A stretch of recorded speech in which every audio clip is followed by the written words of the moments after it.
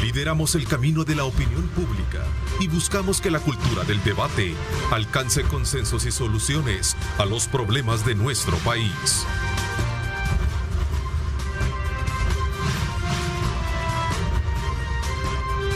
Diálogo con Ernesto López.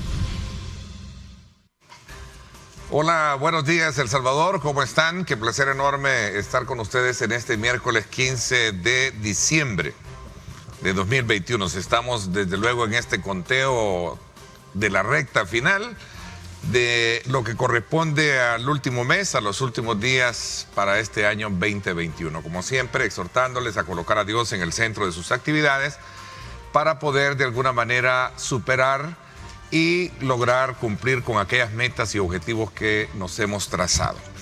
Esta mañana es importante, de día miércoles, aprovechar este programa con nuestro invitado, una destacada figura del análisis político, social y económico de nuestro país, gran amigo de este canal, de este servidor.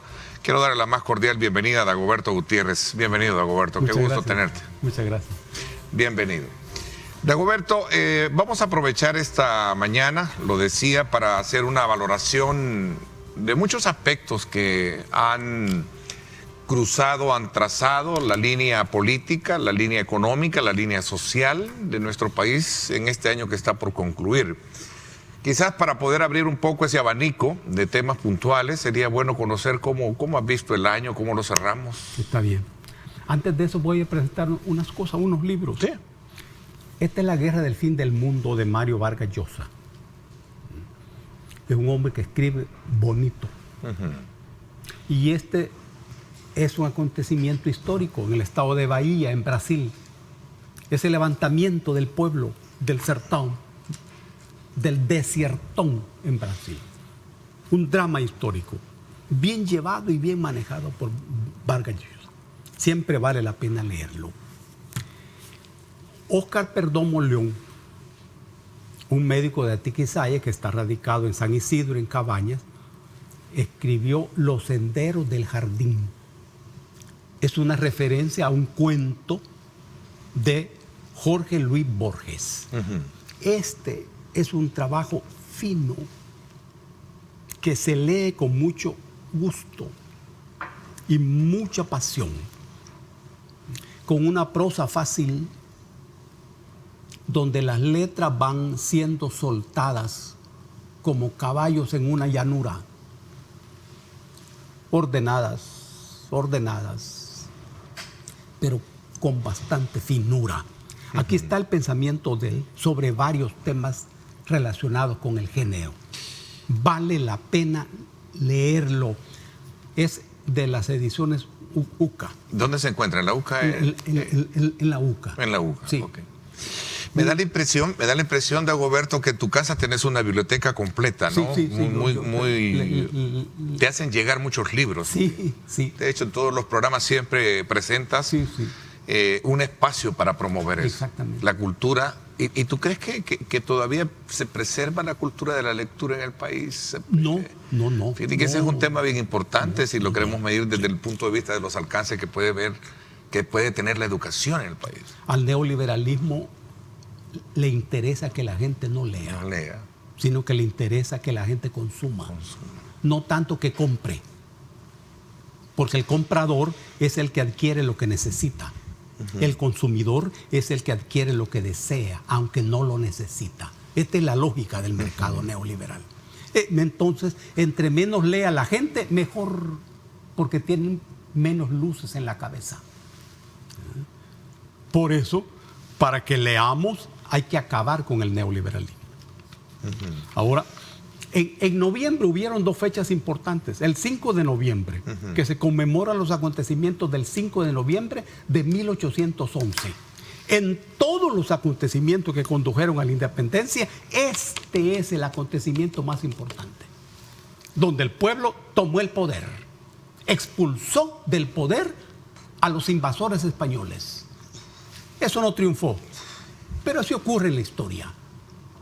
Debemos tener siempre presente el 5 de noviembre de 1811. Y el 7 de noviembre de 1917 triunfó en Rusia la revolución bolchevique dirigida por Lenin, que cambió la historia de la humanidad.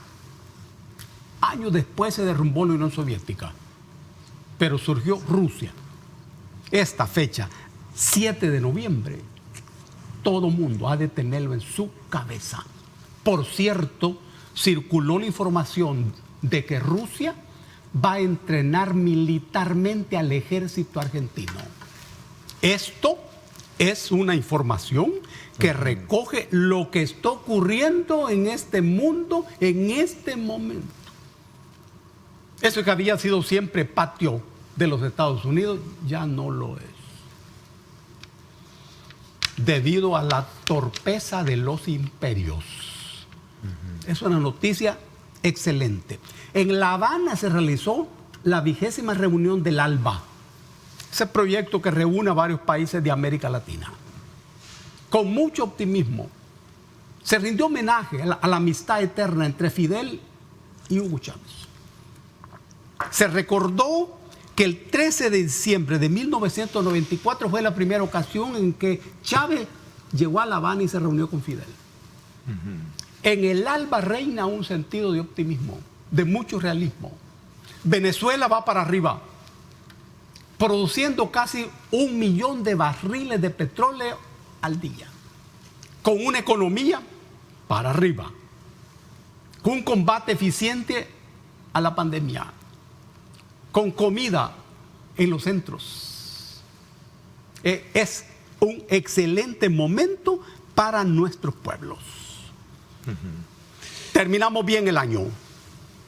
Ok, mira, creo que me dejas una estela de preguntas cuando haces estos anuncios de cómo va el mundo. ¿Cómo va el mundo? Sí. Y particularmente cuando tocas el tema de Venezuela, por toda la polémica que hay alrededor de su sistema de autoridad, de gobierno o autoritario, como algunos lo califican. ¿Qué piensas? Venezuela, frente al imperio estadounidense, cometió varios delitos. Primer delito, asegurar y defender que los recursos naturales de Venezuela son de Venezuela y no de los Estados Unidos. Segundo delito, afirmar y defender el derecho de cada país de establecer las alianzas, acuerdos con otros países del mundo. El derecho de cada país de tener los amigos que escoja. Un derecho soberano. Este es el otro delito frente al imperio estadounidense. El tercer delito, de establecer libremente una nueva constitución y nuevas formas de democracia. Hay que saber que la democracia tiene siempre apellido. Para Estados Unidos la democracia es la democracia de los banqueros, de los grandes comerciantes y de los grandes industriales. Para nosotros no. Para Venezuela tampoco. Venezuela ha sabido defender victoriosamente esas reivindicaciones. Y ahí está Venezuela victoriosa. Ahora, ¿va a invadir Estados Unidos Venezuela en estas circunstancias? Es muy difícil. Sin embargo, ese calificativo de dictadura... Has tocado un punto muy importante. Porque para Estados Unidos, todo país que no le obedece, todo país que reclama su derecho a construirse libremente su propio camino, es dictadura. Y todo país que baja la cabeza, que acata las decisiones de Washington, sean cual sean, por eso se convierte en democracia. Esta es la cabeza de Washington. Por cierto, que la figura de la dictadura resulta ser una figura muy avecindada con la de la democracia. Nosotros estamos acostumbrados, así nos han enseñado en la escuela, a pensar en blanco y negro. El fin no tiene nada que ver con el principio. La muerte no tiene nada que ver con la vida. Lo justo no tiene nada que ver con lo injusto. La democracia no tiene nada que ver con la dictadura. Pero ¿y cuándo hay dictadura en un país? Cuando una parte de la sociedad impone a la otra parte sus intereses, con independencia del medio usado para ello. Ojo, la parte importante de este concepto es al final, con independencia del medio usado para ello. Pero escucha bien, por favor. Hay dictadura en un país cuando una parte de la sociedad impone a la otra parte sus intereses. ¿Y cuándo hay democracia? ¿Qué es democracia? Democracia es la forma de Estado que organiza la supremacía de la mayoría sobre la minoría. La parte esencial del concepto de democracia es que se trata de un Estado, una forma de Estado. Esto quiere decir que cuando desaparezca el Estado, también desaparecerá la democracia. ¿A dónde está el vínculo entre la democracia y la dictadura? Es que la democracia nunca es para todos. Y la dictadura nunca es para todos. En nuestro país, por ejemplo, hay democracia, sí, para una minoría. Y para la mayoría, ¿qué es esa democracia de la minoría? Dictadura. Bueno, de hecho, Estados Unidos, algunos funcionarios creen que en el país están generando condiciones para el establecimiento de un sistema dictatorial. Claro. ¿Qué piensas?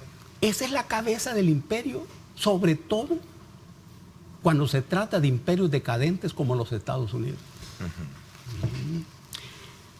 En los momentos de mayor poder, Estados Unidos imponía a troche y moche su voluntad y sus intereses. Quien no obedecía era invadido. O se sometía a golpe de Estado. Pero hoy Estados Unidos ya no es el dueño del mundo. No.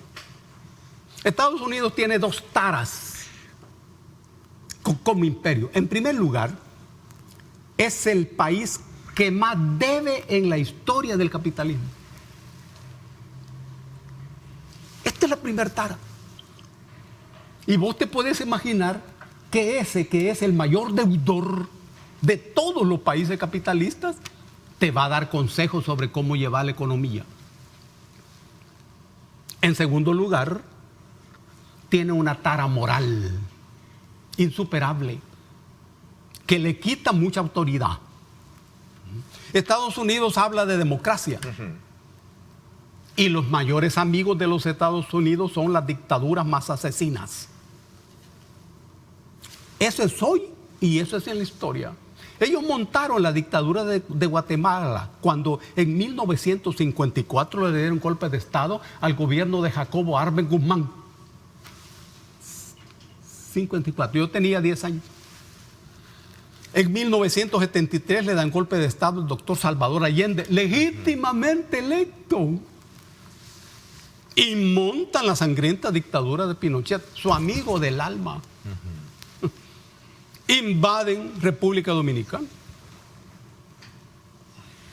Amigos del alma de los sauditas, que descuartizan al periodista Khashoggi en la embajada de Arabia Saudita en Ankara, en Turquía. Oí bien, lo descuartizan. Y Estados Unidos cayó. Ahora hay gigantescas matanzas en Colombia. Y Estados Unidos callado. Piñera hizo gigantescas matanzas en las calles de Santiago de Chile, Valdivia, La Serena, Iquique, Puerto Montt en Chile. Y Estados Unidos callado. Eso le quita autoridad moral a cualquier gobierno que intente dar lecciones de ética política a otro país. Estados Unidos no puede hacerlo. Esa es la situación. Y con nuestro país, a eso quería llegar. Ellos se equivocan totalmente. Y Nayib Armando, ¿es acaso enemigo de los Estados Unidos? No, es amigo de los Estados Unidos. Él es hombre de Occidente. Si me preguntas a mí, yo no soy de Occidente. Yo soy periférico. como Aristóteles. Sócrates era del centro. Platón también. Aristóteles no. Nosotros somos periféricos. Nadie no. Su mundo es Estados Unidos y Occidente. Pero es la gran torpeza del imperio. Torpeza. ¿Cuál es el drama político e histórico de nuestro país en este momento? Es el drama de todos los tiempos desde 1821. Aquí hay una lucha entre un tradicional Estado oligárquico que nos condena al atraso, a la ignorancia, y un Estado burgués.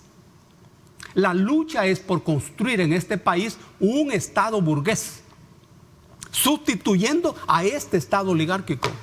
Esa es la lucha de la Unión Nacional Opositora en la década del 70. Esa es la lucha de la guerrilla que hizo una guerra de 20 años. Es la misma guerra.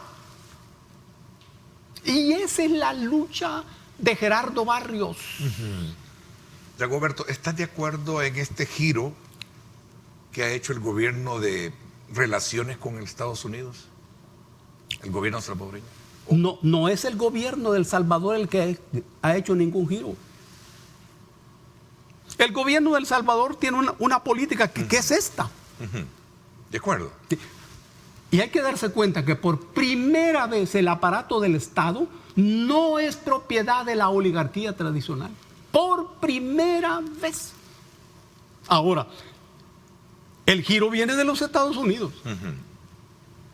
¿Acaso no son los Estados Unidos los que recibieron al recién electo presidente allí en sus oficinas?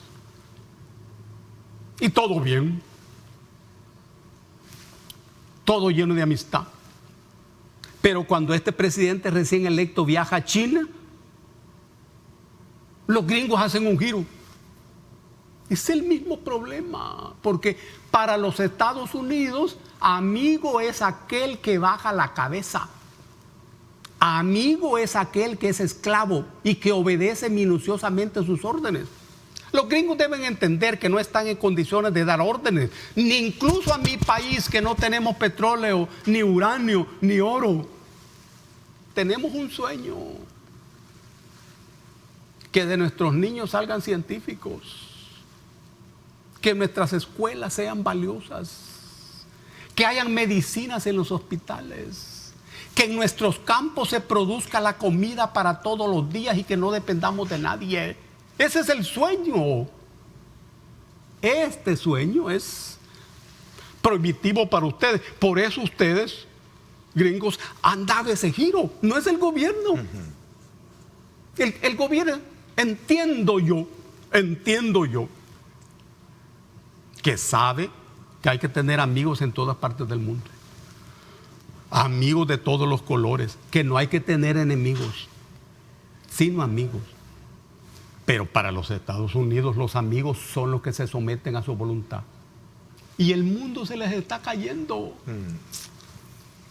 Dagoberto, cuando yo te hablo del giro, quizás un poco no queriendo utilizar algunos calificativos mismos que funcionarios estadounidenses de alto cargo lo están haciendo. Es más, este día conocimos a que el día de ayer, en las últimas horas, nuevamente un alto funcionario del hemisferio, igual, ¿verdad?, hace referencia de que en el país se están generando condiciones para quebrar el tema de la democracia. Lo decía el mismo gobierno estadounidense. La pregunta va un poco encaminada a ¿tú qué piensas de estas relaciones? O sea, creo que al final relaciones existen, pero no están como las han estado en el pasado, ¿no? Vamos a responder a eso en dos dimensiones. Uno, el tema de la democracia. Es que esa es una palabra confusa y difusa, que sirve para todo, para el bien y para el mal. Es como la palabra justicia, la palabra verdad, la palabra derecho. Democracia es una forma de Estado. Y es una palabra que requiere apellido. Siempre apellido. ¿Qué es democracia para el pueblo? Digamos el pueblo llano. Es trabajo, es salud, es vivienda, dignidad. ¿Qué es democracia para un banquero? Es ganancias, utilidades, sobreutilidades. Es diferente. ¿Qué es la democracia para los Estados Unidos? Control total, obediencia total, dominio total. ¿Qué es democracia para nosotros, para un país de 20,000 kilómetros cuadrados? Acceso al mundo. Amigos por todos lados. Educación, salud, vivienda. Esa es la democracia para nosotros. No es la misma democracia. No. Esto es importante saberlo. Porque tenemos diferentes democracias. Cuando los gringos dicen que está en peligro la democracia, es la de ellos. Porque la democracia de ellos no nos conviene a nosotros, no nos sirve a nosotros. Y ojo, tampoco les sirve a ellos. Por eso hay en los Estados Unidos un aumento galopante de la pobreza, del malestar, de la crisis económica. Justamente por eso. Ahí está, mira, estas declaraciones que te decía que las dio el día de ayer el Brian Nichols, es el subsecretario de Estado para el hemisferio occidental, y decía en esa conferencia de prensa con los periodistas, decía que todo el continente mencionó una lista, quiero decir, de países que generan considerable preocupación, así está el término, por su debilitamiento democrático y sus golpes a la lucha contra la corrupción. ¿Qué piensas tú? Hay una historia de la torpeza. En esta coyuntura lo que estamos viendo es esa historia de la torpeza. Porque hay una coyuntura en donde un país fuerte del mundo, digamos el país más fuerte del mundo, frente a un país de 20,000 kilómetros cuadrados. Sin armas atómicas, sin armas, sin ciencia, que es la mayor debilidad, sin petróleo. Entonces, Goliat frente a David. Esa es la situación que está planteada. Ahí hay torpeza.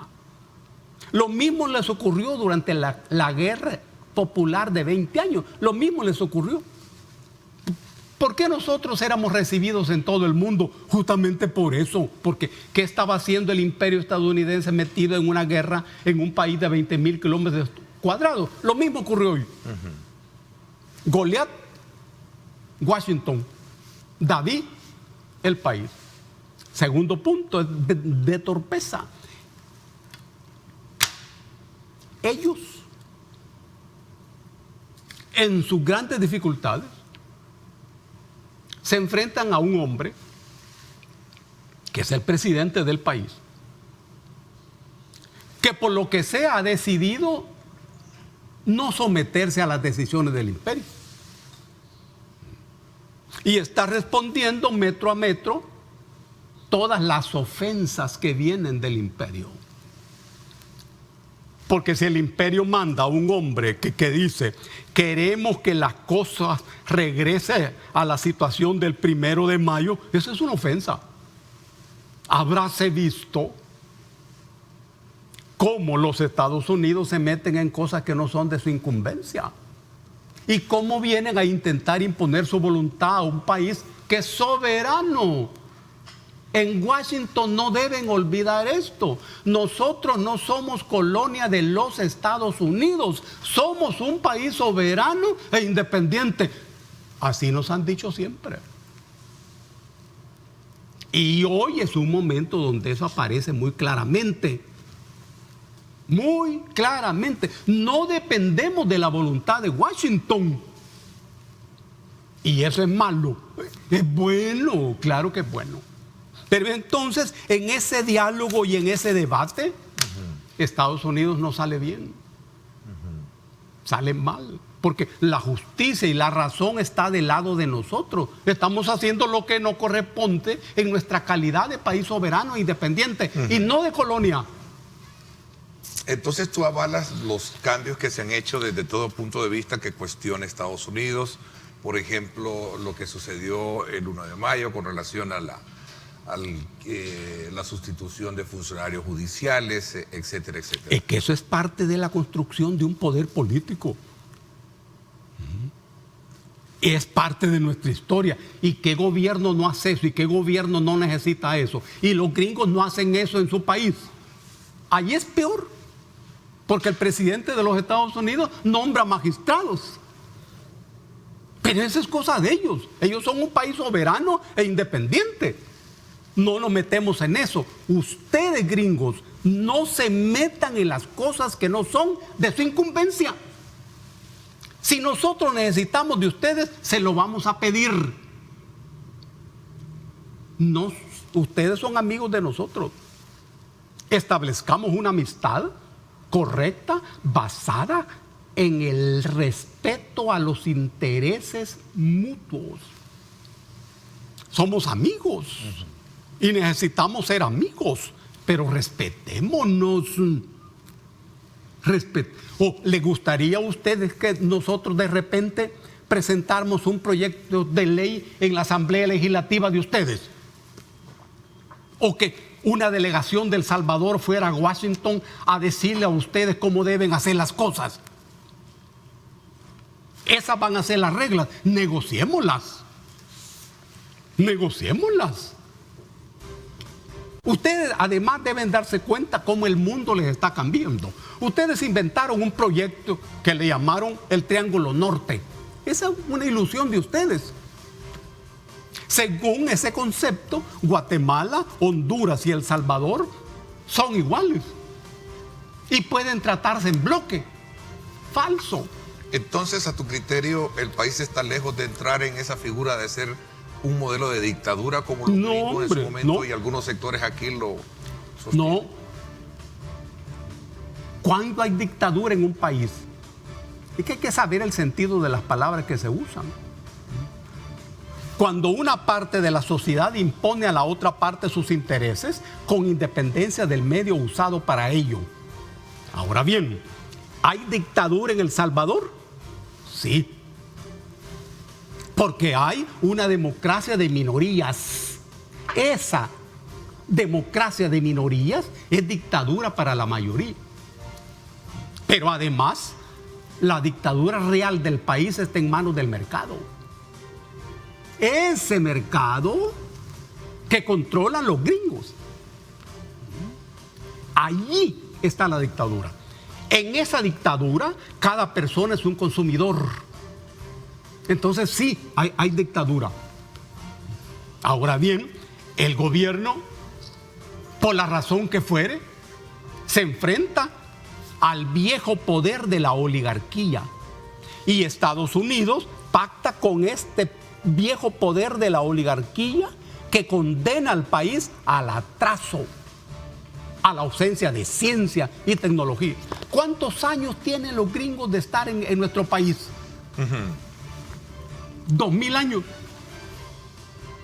¿Y nuestro país camina hacia adelante o hacia atrás? Caminamos hacia atrás. Sabemos menos hoy. Por eso hoy la gente emigra.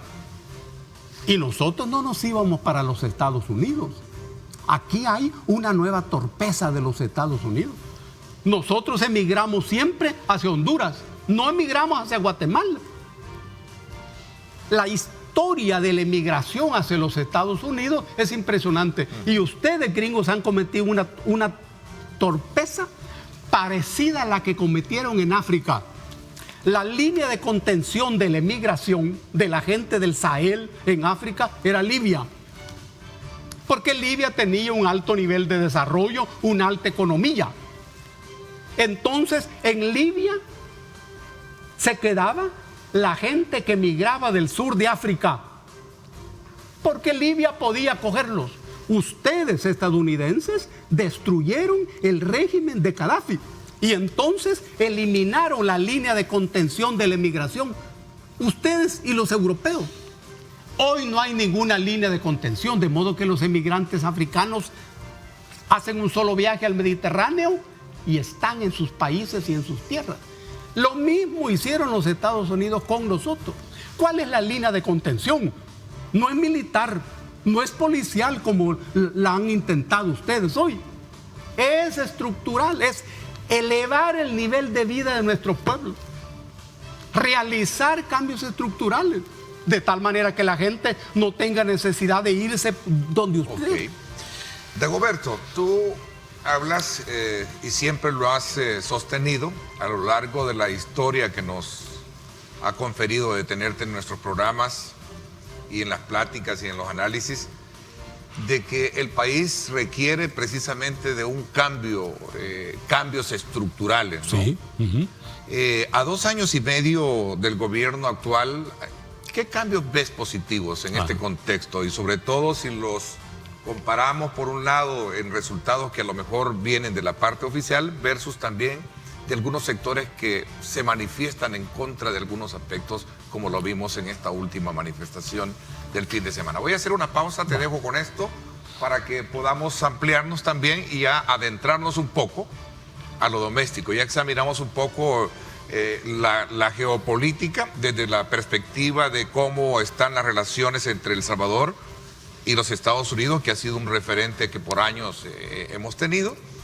Ahora regresemos a lo doméstico, ¿te parece? Sí, está bien. Voy a hacer una pausa. Gracias a usted por estar con nosotros. Gracias a todos y cada uno de ustedes por estar pendientes de nuestra señal. Qué bueno, participen, háganos llegar sus comentarios.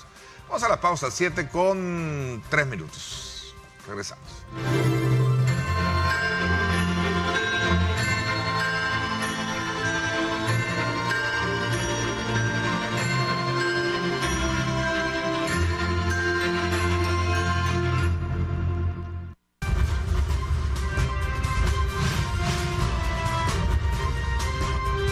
Diálogo con Ernesto López. Gracias nuevamente por estar con nosotros. Quiero decirles a ustedes, antes de continuar con nuestra conversación esta mañana con Dagoberto, que Coaspae DRL, tu familia financiera con 43 años de solidez y confianza, te invita a que puedas hacer uso de todos los servicios que tiene llamando al teléfono 2205-4800 o visitar en cualquiera de sus 6 agencias y poder tener acceso a los servicios que seguramente pues tiene para todos ustedes. Recuerde, asóciate y forma parte de Coaspae DRL, tu familia financiera. Dagoberto, ok, vamos a ver, entremos un poco a lo doméstico. Tú hablas y siempre has sido un abanderado de que en el país se logren cambiar aspectos que por años han sido dañinos precisamente para el avance de una sociedad donde haya quizás mayor justicia en todos los sentidos, ¿sí? A 2 años y medio del actual gobierno, ¿qué cambios positivos has visto tú bajo esa lógica? En primer lugar, versus también el reclamo de algunos sectores que en algún momento opinan todo lo contrario. Lo vimos en una marcha, ya tercera marcha, en donde han habido expresiones para cuestionar muchos aspectos, que ya tú lo sabes. Esto también se da en un contexto en la que el presidente de la República, a mitad de su gestión, sale con una alta aprobación de popularidad y de aceptación en la población. Por cierto, lo destaca la prensa gráfica este día. La ciudadanía destaca como logros del presidente las mejoras en el sector de salud, la entrega de paquetes alimenticios y el trabajo para enfrentar la pandemia. Hay algunos otros aspectos ahí. Muy bien. Cuéntame. En todo estado hay una clase dominante y una clase gobernante. Esta no es la misma. La clase dominante en el país es la oligarquía. Y sigue siendo la clase dominante. Eso no se ha movido. La clase gobernante es la que se movió. Y ese es el sector derrotado. Aquí hay por eso una situación muy interesante teóricamente y políticamente y prácticamente. la clase dominante es la oligarquía, pero la clase gobernante ya no es la oligarquía. La clase gobernante, recordémoslo, a partir de la negociación después de la guerra, se integró con partidos políticos, con técnicos y políticos de la oligarquía. Esa clase gobernante fue a la que el pueblo le voló la cabeza en las últimas elecciones, por corruptos, por ladrones y por incapaces. Muy bien. Entonces, se construye políticamente una nueva clase gobernante. Pero por primera vez en la historia del país, esa clase gobernante no es manejada ni dirigida por la clase dominante. Por eso es que vos mirás y sentís que en el país hay vacíos. Cuando hay una clase dominante y una clase gobernante amarrada, esto se llama bloque histórico. Bloque histórico. Ahora bien, esa nueva clase gobernante no dirige la sociedad civil. Este es un problema.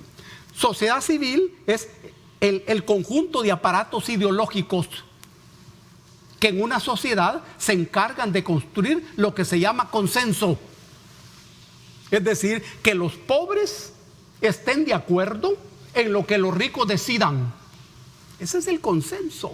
A través de la ideología de la radio, la prensa, la televisión, las revistas y los programas que se encargan de entuturutar la cabeza de la gente, sobre todo de los pobres. Hoy, esta clase gobernante no tiene la dirección de la sociedad civil. Esa la tiene la clase dominante. Esto genera la guerra actual. Ahora bien, ¿qué es lo que ha ocurrido? Uno, en el país ha sido enfrentado, llamémosle derrotado, la política neoliberal que duró 30 años. El gobierno actual necesita recuperar al Estado. Y eso es lo que está haciendo. Pero debe hacerlo con más vigor. Dos, la clase gobernante pierde el poder, pero se mantiene la clase dominante. Una parte de la clase dominante está a la expectativa, esperando las decisiones de Washington. Pero otra parte de la clase gobernante está ya metida en el bloque gobernante, buscando hacer negocios. Otro, se recupera el papel del Estado. Y esta recuperación supone límites al mercado. Crece la confrontación. Y para el gobierno, el punto es, uno, avanzar en su proyecto. En el momento en que el gobierno se detenga o retroceda 1 milímetro, en ese momento será derrotado totalmente.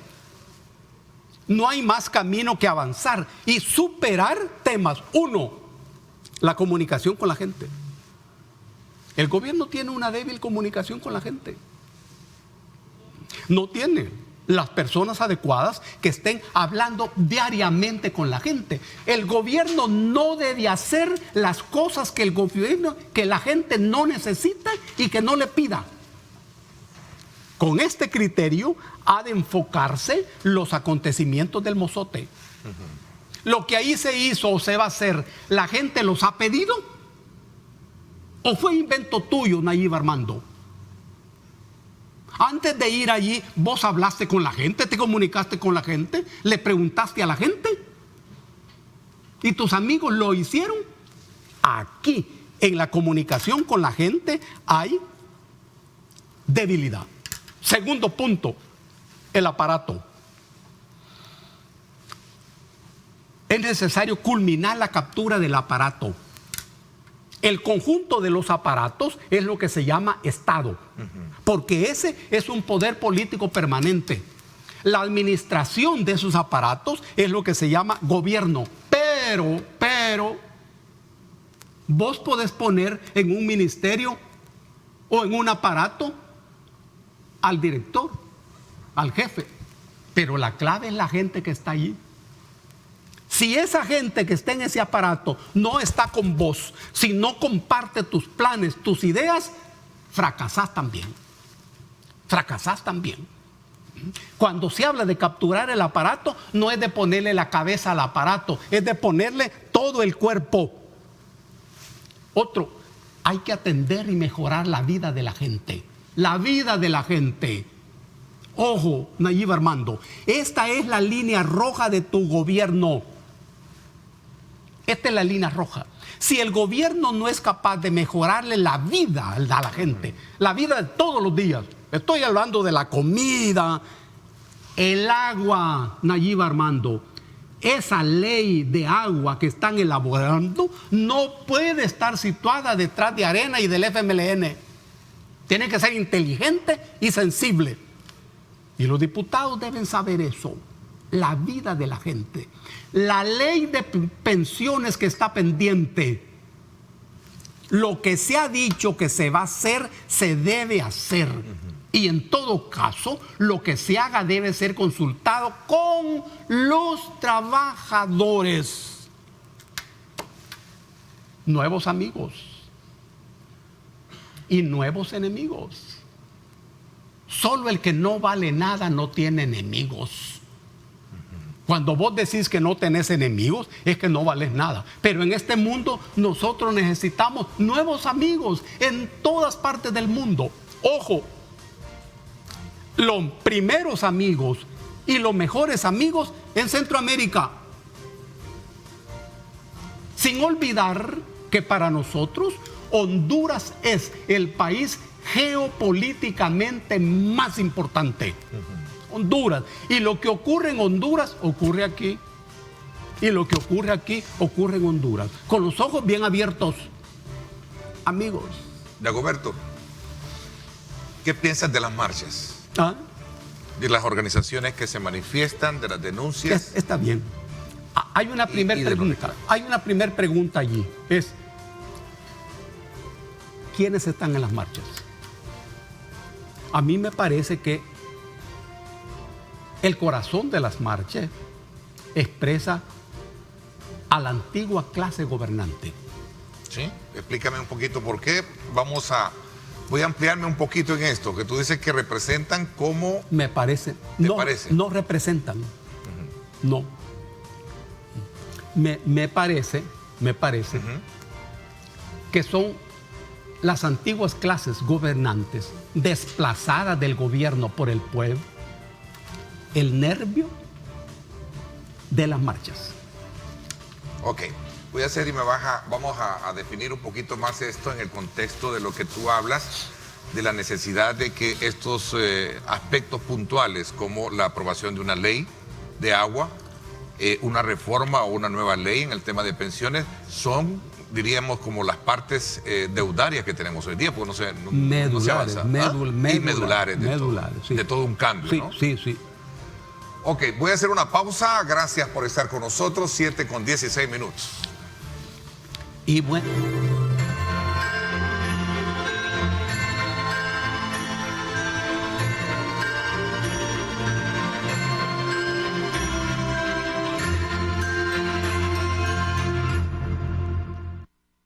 Pide tus medicamentos a tu Farmacia del Ahorro. Súmate a nuestros clientes que confirman que su app del ahorro es fácil de usar, fácil de pedir. Descarga ya tu app del ahorro.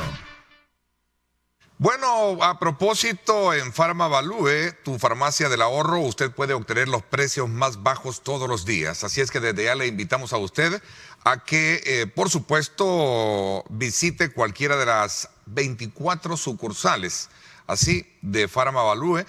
O también puede llamar al 2520-3500. Si lo prefiere, también haga sus pedidos a su app del ahorro. Fácil de usar, fácil de pedir. Así es que desde ya descargue tu app del ahorro. Así es que ahí está, una buena opción para que usted obtenga los productos de Farmavalue, tu farmacia del ahorro. Continuamos con, desde luego, después de esta mensaje. Pide tus medicamentos a tu farmacia del ahorro. Súmate a nuestros clientes que confirman que su app del ahorro es fácil de usar, fácil de pedir. Descarga ya tu app del ahorro. Continuamos con Dagoberto Gutiérrez. A ver, Dagoberto, aquí hay un elemento importante que despierta mucha la inquietud, el comentario o el calificativo que haces con relación al tema de cuál es tu opinión con relación a estas marchas que hemos visto de algunos sectores, algunas organizaciones que han hecho en la que denuncian algunos atropellos que se están cometiendo en el país, el tema de la democracia, la imposición de funcionarios. Ahí vemos marchando a varios a jueces, por ejemplo, y tú dices que esto es el reflejo de la antigua clase, la expresión de la antigua clase que ha gobernado este país. No sé, te escuché y lo guardé. No es el reflejo, ni es la representación, sino el nervio de eso, el nervio, es la antigua y desplazada clase gobernante. Que en esta etapa del proceso político del país es la derrotada. La clase dominante se mantiene intacta,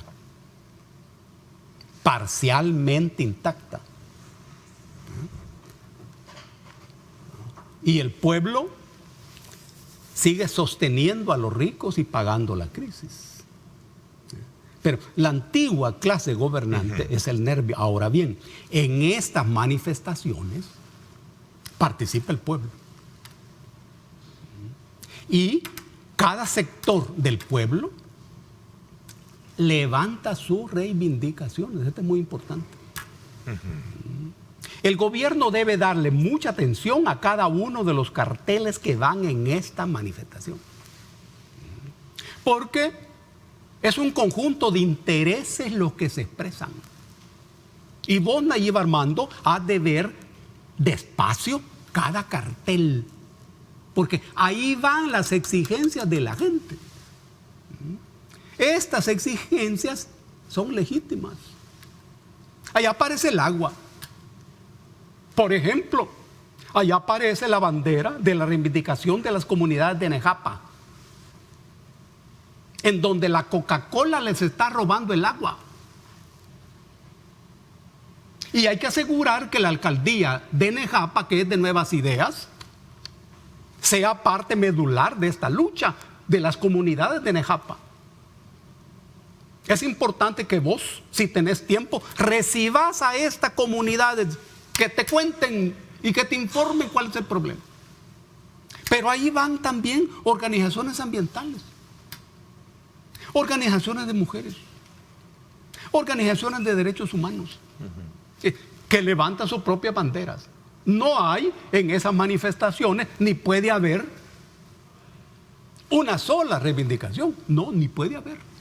Cuando los procesos maduran, todas esas reivindicaciones se concentran en una sola consigna. Consigna. Y esa consigna expresa los intereses de todos. Eso no hay ahí. Pero, cada uno de los carteles al gobierno le ha de dar mucha atención. Y el problema, exactamente, no es el número de la gente que sale a las calles, eso es importante, sino las significaciones políticas esenciales. Por ejemplo, la dirigencia, un solo discurso. Nosotros hemos participado en miles de manifestaciones en este país. ¿No te ves participando en estas marchas? No. Como antes lo hacías. Miles de manifestaciones. ¿Por qué? Algunas disueltas por el ejército, por la guardia. ¿Por qué no te ves en estas? De todo. ¿Por qué no te ves en estas? Porque el hecho de que el pueblo participe en estas manifestaciones con sus propias reivindicaciones no le da a la marcha un sentido popular, un corazón popular. Porque el pueblo participa en todo. Los mismos escuadrones de la muerte. ¿Quiénes integraban los escuadrones de la muerte? Gente del pueblo. ¿Está manipulada No, hay no, manipulación en ellas? No. Es más, ¿qué no. piensas tú de la denuncia que hacen de la autoridad que le bloquea colocando retenes para la reelección? ¿Qué piensas de eso? Las organizaciones y las personas participan en esta marcha movidos por sus propios intereses. Es que no hay otras marchas. El movimiento sindical no hace marchas. Las organizaciones comunales, que en nuestro país son miles y miles y miles y miles, porque somos un pueblo organizado, tampoco. Estas son las que se hacen. Pero cuando la gente participa, no lo hace por manipulación, no, es que hay que aprovechar eso para levantar mis reivindicaciones. Ahora bien, este es el sentido. No es que la gente vaya a manipular, no. Ahora bien, hay informaciones de que se impide el acceso y la circulación. Si es cierto que el gobierno está haciendo eso, es un error. Es un error. No hay que hacerlo. Hay que dar facilidades para que la gente acuda y que se manifieste libremente en la calle. Y el gobierno muy atento, inteligentemente atento. El gobierno tiene 3 aparatos ideológicos. Tiene una televisora, tiene una radio y tiene un diario. Esos aparatos ideológicos, igual que que son aparatos ideológicos de Estado, así se llama. No porque sean del Estado, sino porque cumplen una función de acuerdo al Estado, no gobierno. Esos aparatos ideológicos han de estar al servicio de las reivindicaciones de la gente. Allí debe expresarse lo que la gente necesita, Nayib Armando. Incluso con críticas al gobierno. Es que ningún gobierno es el niño Dios. Todo gobierno es el reino de la parcialidad. Imagínate que yo sea presidente de este país. ¿Y para quiénes voy a gobernar? ¿Voy a gobernar para los banqueros? No, hombre. ¿Para los grandes comerciantes? No. Porque yo no soy de ellos. Voy a gobernar para la mayoría de la gente. Por los trabajadores, los obreros, los campesinos, los intelectuales, los estudiantes. Para eso voy a gobernar. Hay una fórmula muy hipócrita de los gobiernos que dice: yo soy el presidente de todos los salvadoreños. No es cierto. Es que si eso fuera así, entonces no hubieran gobiernos. Todo gobierno es el reino de la parcialidad. Bien, pero la gente entonces debe saber que este es su gobierno y no el de los oligarcas. Cuidado con hacer cosas o decir cosas para caerle bien a los oligarcas. La oligarquía salvadoreña es de sangre azul y no perdona. Dagoberto, en el contexto de país también se habla y se cuestiona muchísimo sobre el tema de transparencia. ¿Cómo ves el tema de la transparencia, que ha sido uno de los males endémicos que por años y décadas en los últimos gobiernos se ha evidenciado, y ahí está el resultado: procesos judiciales, presidentes en la cárcel, otros huyendo? ¿Qué piensas tú de este tema que también de alguna manera se le cuestiona viniendo de algunos sectores a la actual administración? De hecho, ya vamos a tocar también el tema relacionado con la seguridad en el país, que es punto de honor que refleja también esta encuesta que destaca la prensa gráfica, en donde dice que en algunos aspectos los desaciertos tienen que ver precisamente con el tema de los fracasos en el tema de inseguridad, el costo de la vida, incluyendo el Bitcoin. Eso lo voy a tomar un poco de referencia. Todo poder tiene problema de transparencia. Todo poder. Y no lo olvidemos. Poder es una relación social que se basa en la diferencia de recursos y sirve para transformar la realidad o para impedir que cambie. Son tres los elementos que componen la figura de poder. Hay diferentes poderes, pero la madre del cordero de los poderes es el poder político. Hay un poder espiritual. En el caso del Vaticano, por ejemplo, que es un estado, como cualquier estado, el Papa, que es el presidente de ese estado, tiene supuestamente solo un poder espiritual, pero él tiene un poder político y también un poder económico, tiene banco. Ahora, el poder político es el que tiene que ver con el Estado, con los gobiernos y con las clases dominantes. Ese poder político tiene dificultades con la transparencia. Claro. No solo este poder político, todo. Ningún poder es más oscuro que el de la oligarquía, pero ningún poder es más oscuro que el de la burguesía. Y ningún poder es más oscuro que el de los imperialistas. Y creo que el gobierno actual en ese terreno debe atender con sensibilidad y con inteligencia las exigencias de transparencia. Debe resolver, no a partir de lo que digan esas organizaciones internacionales ni esos personajes, sino a partir de lo que diga la gente aquí. ¿El Departamento de Estado? No tiene ninguna importancia. Tesoro, con el listado de funcionarios, ¿qué piensa? Esos son los poderes más oscuros del planeta. No a partir de eso. ¿Sino de qué? No, a partir de lo que diga la gente. Aquí es importante conocer la opinión de la gente. ¿Fue un error quitar las ICIES que se había creado, te recuerdas? No, yo no lo creo así, porque las ICIES en cada país, cada gobierno lo establece de acuerdo a sus conveniencias. ¿Te recuerdas que era patrocinada por OEA? Claro, y el gobierno, claro, cuando asume el fiscal con, sí, digamos, el cambio de fiscal después de la destitución de Melara, se elimina, ¿no? Exactamente. Ahora, ¿eso fue un error? No lo creo. ¿No fue un error? No lo creo. Sencillamente porque en ese momento la ICIES dejó de ser un instrumento. ¿Y entonces en manos de quién está la transparencia, velar por la transparencia? Esa es una buena pregunta. ¿En qué consiste la transparencia? Yo estoy aquí. El poder está aquí. La transparencia consiste en que yo veo lo que hace el poder. Hasta ahí. Hasta ahí. El poder siempre funcionará de acuerdo a los intereses, a lo que representa.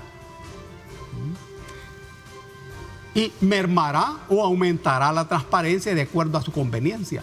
Las ICIES, ¿convenía al gobierno en ese momento? No. ¿Convenía al gobierno en un principio? Sí. Ahora, es que las cosas se manejan así. Estamos hablando del poder. Estamos hablando del poder político. Los ángeles del cielo no tienen poder. San Miguel Arcángel sí, porque anda en un inmenso caballo blanco o caballo negro cuando se le muere el caballo blanco con armas, una gran espada. Pero los ángeles no.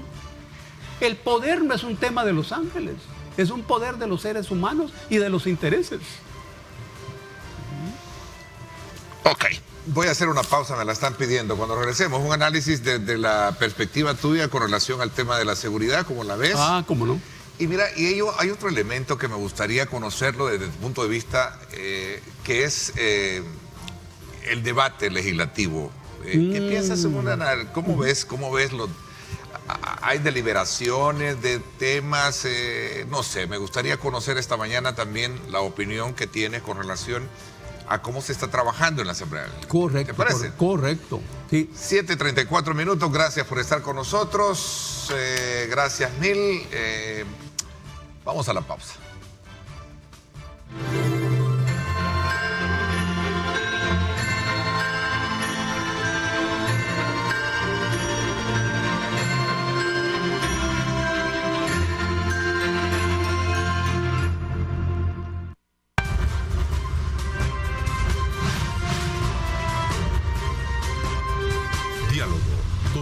Augusto López. Gracias nuevamente por estar con nosotros. Dagoberto, a ver, mira, también acá hay un elemento que dentro de las indagaciones o consultas que se hacen por encuestas, hay una expresión de la población que no deja de, digamos, llamar la atención con respecto al tema de la seguridad. Aquí hay tres versiones. La versión oficial que dice, bueno, estamos golpeando fuertemente, ¿verdad?, a las estructuras criminales, en caso de pandillas, para ser más exacto. Tenemos a la oposición que dice lo contrario y tenemos una realidad del salvadoreño promedio que también tiene otra opinión, ¿cierto? O sea, son tres opiniones ahí. Sí. ¿Qué piensas tú? Eso es muy importante. Y también hacer este diseño. La opinión del gobierno, la opinión de la resistencia y la opinión de la gente. Lo ideal es que la opinión del gobierno se respalde en la opinión de la gente. ¿Qué dice la gente? Nosotros sabemos que cuando hablamos de seguridad no estamos hablando de policía, no. Cuando hablamos de seguridad estamos hablando de trabajo, de salud, de educación, de vivienda. Una sociedad segura lo es cuando sus habitantes tienen asegurado todos estos aspectos que le aseguran una vida digna. Esta es la base de la seguridad. En ese sentido, correcto, nuestro país no es un país seguro. Claro que no. Si fuera seguro, la gente no tuviera necesidad de irse a mendigar a otras partes. Si la gente se va, es porque no es seguro el país.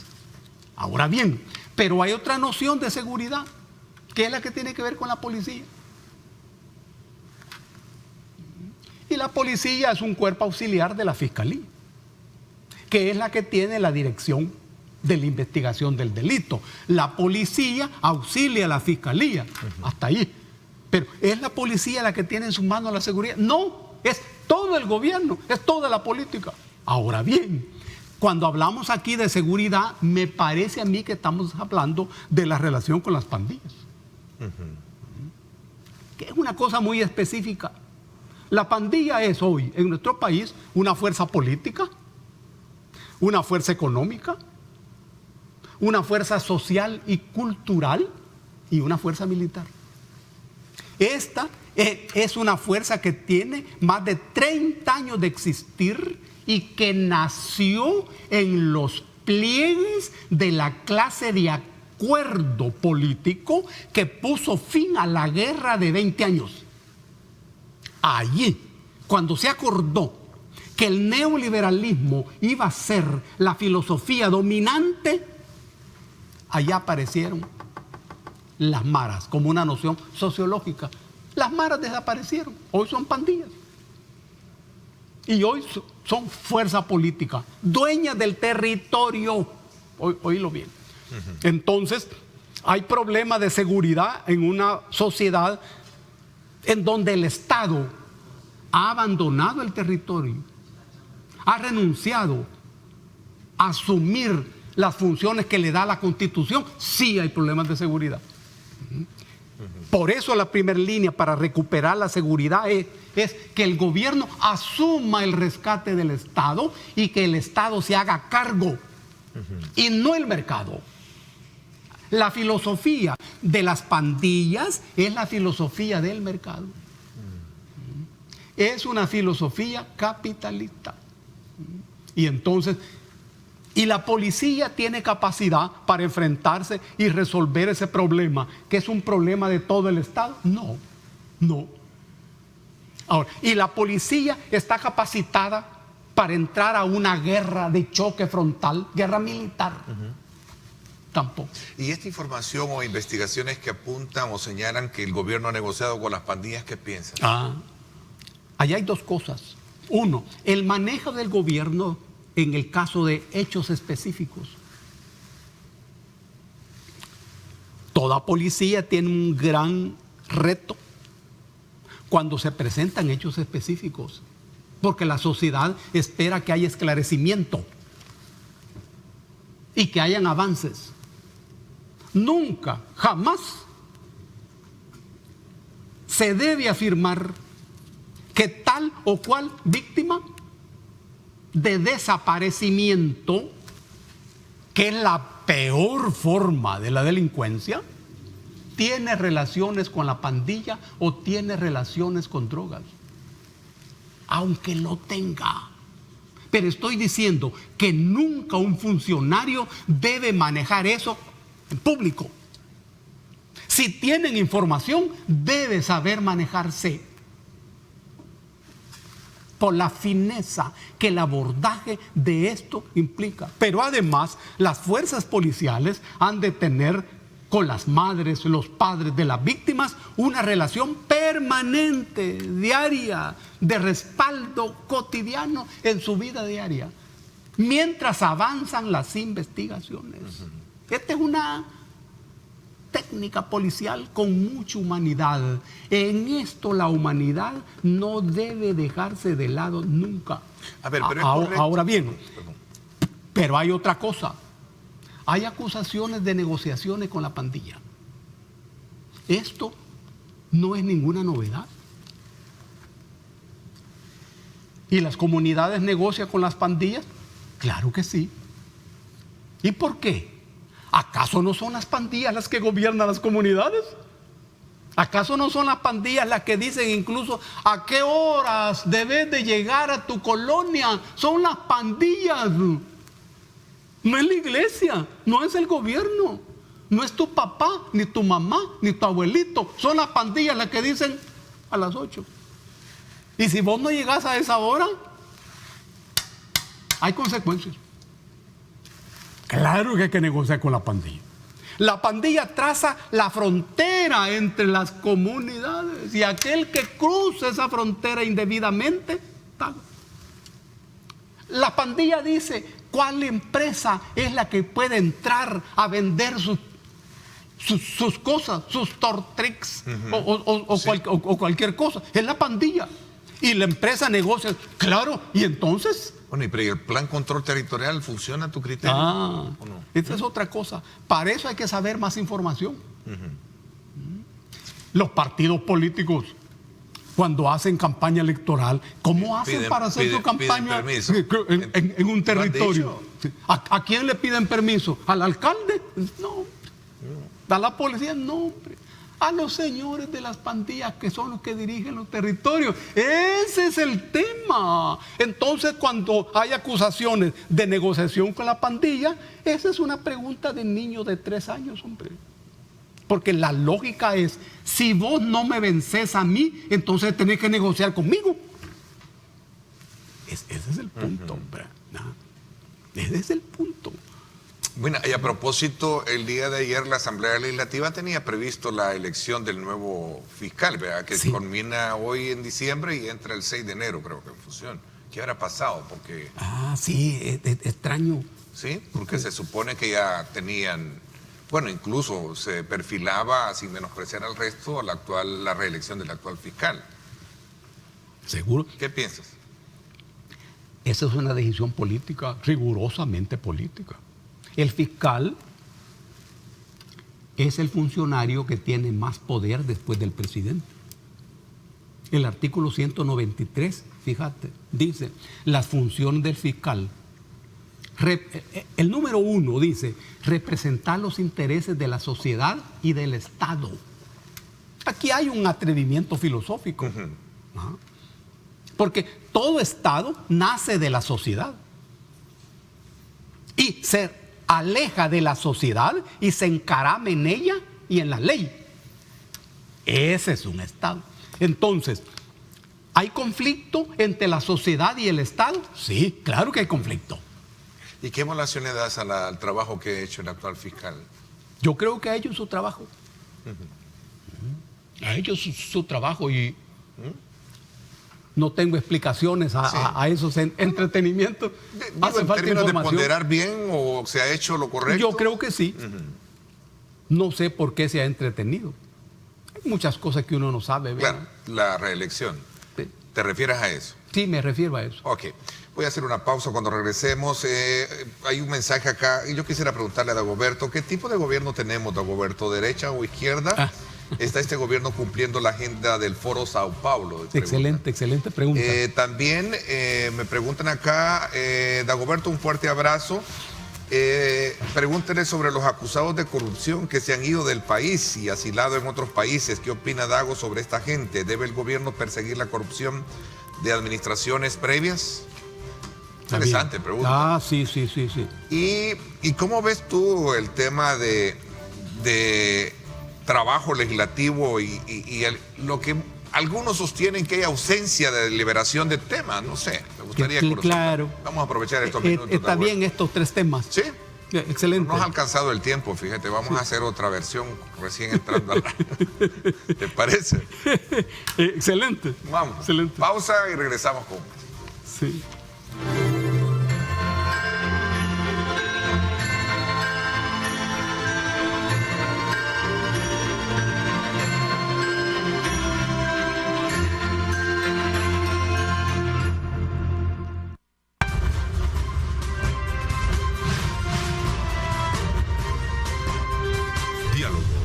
Ernesto López.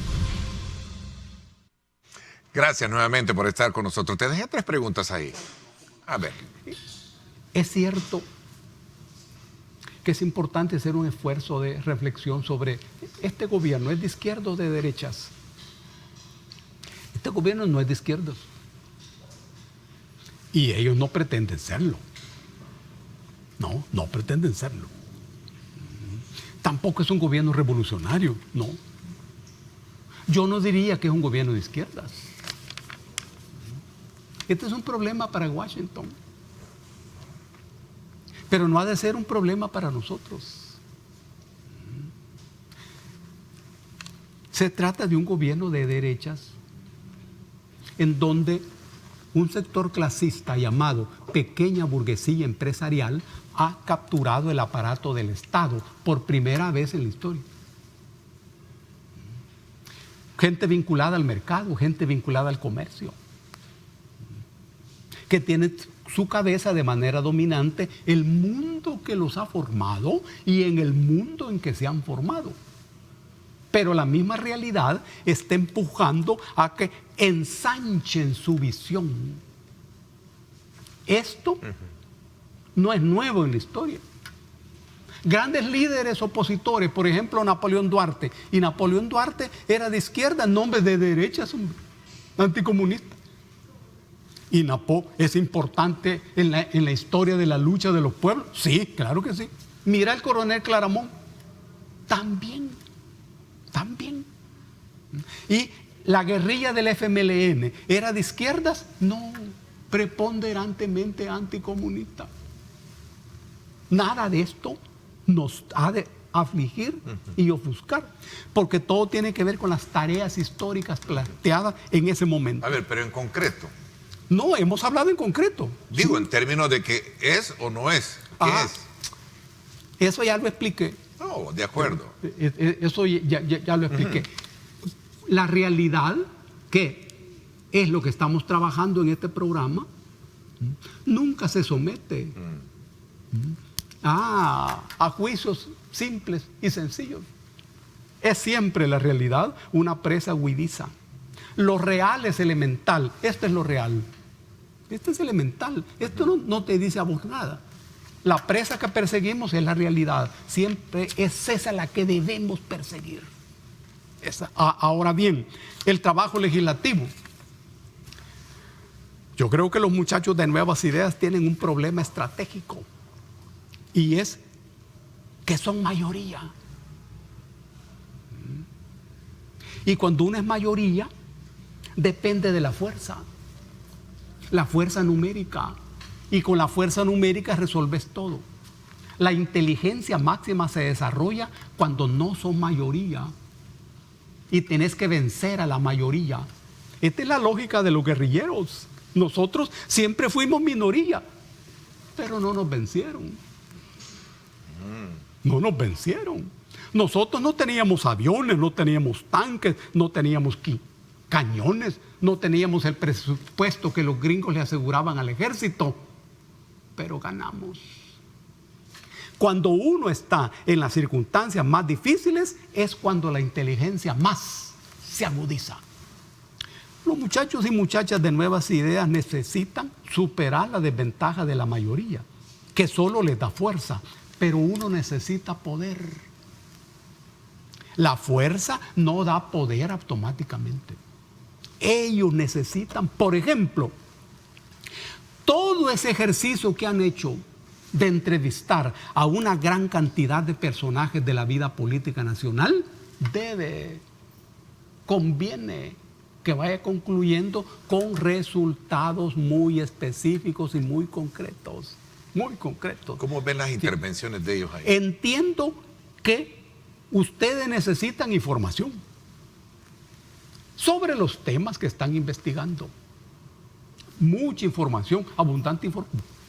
Y todos los personajes que llegan ahí aportan información. Cuando ustedes les dicen que responda sí o no, no, es que eso no es inteligente. No es inteligente. Ahora, toda esa ruta que ustedes han seguido debe terminar ya con resultados muy concretos, muy concretos. Legislar es una delicada función política, muy política. Pero toda ley es un hecho político, un hecho jurídico y un hecho económico. Ustedes son inteligentes y tienen la gran ventaja de ser jóvenes, es decir, tienen energía. Deben conocer un poco más la historia del país, la economía del país. La persecución de aquellos exfuncionarios que se han ido del país. Está bien. Esa es una decisión política muy arriesgada. Pero sin duda, quedarse en el país también es arriesgado. Por eso es opción de irse del país y aparecer como perseguido político. Y ya depende del otro país que le da asilo. Y cuando un Estado da asilo a una persona, no está obligada a explicar por qué lo ha hecho. Es una decisión soberana. Una decisión soberana. Y habrá alguien que decida quedarse en el país, enfrentar un juicio, enfrentar las consecuencias, que no sería nada malo. No lo sé. Hasta ahora todos se van yendo. Ahora, si esas personas no confían en la justicia, ¿y quién confía en la justicia? ¿Quién confía en la justicia? Porque el problema no es la justicia. La justicia es un valor, sino la administración de la justicia. Ok. ¿Con qué mensaje quisieras cerrar esta intervención de esta mañana? El año está terminando. Ha sido un año tenso, en donde se ha concentrado toda la crisis política histórica de nuestro país desde 1932. Los problemas que hoy se están abordando y resolviendo son problemas acumulados que debieron resolverse en las elecciones de 1972 con la Unión Nacional Opositora. Debieron resolverse después que terminó la guerra de 20 años, la oligarquía, y los gringos lo impidieron. Por eso es que el año es tenso y pesado. El que viene va a ser más pesado aún. Pero hemos de abrir los ojos al mundo, porque en el mundo están apareciendo otras cosas. Ok. Me quedo con el sabor todavía de seguir abordando otros temas, ¿no? Sí. No nos alcanzó el tiempo. No. Porque hay otros temas ahí pendientes. Yo te quiero agradecer a ti y desearte una feliz Navidad. Cómo no, muchas gracias. Un próspero año. Sí. Te agradezco siempre la disponibilidad que tienes de venir a hablar con nosotros y dar tus puntos de vista con relación a los temas. Así es que, Claro. Dagoberto, gracias por haberme Como acompañado. no, muchas gracias. Un abrazo a todos y a todas. Y a seguir leyendo, Sí, y ¿verdad? cuídense mucho. Estudien, por favor. No miren mucha telenovela, pero si ven telenovelas, miren sin falta una que se llama Amor en las sombras. Pueblo que lee es un pueblo más informado, más inteligente. Y te desarrolla las neuronas. Gracias. Por mi parte, los espero hoy en el debate político semanal en Radio Fuego. No se lo pierda, 7 de la noche. Gracias. Pásenla bien y como siempre recuerden lo más importante, amar a Dios sobre todas las cosas. Lideramos el camino de la opinión pública y buscamos que la cultura del debate alcance consensos y soluciones a los problemas de nuestro país.